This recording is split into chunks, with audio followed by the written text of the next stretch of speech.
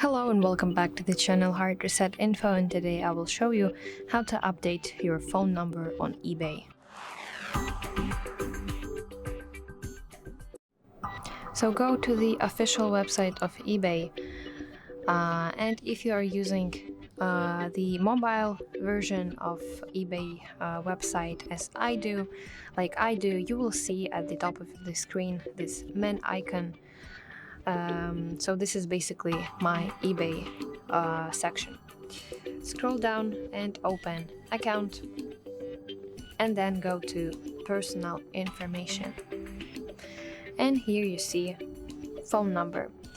To make some changes to change your phone number, you need to tap edit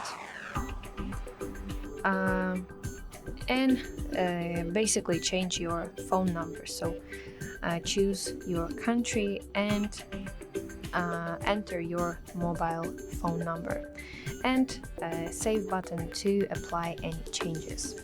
So that's how you can update your phone number on eBay. I hope you find this video helpful, and if so, please leave a thumbs up and please consider subscribing to our channel. See you soon. Bye bye.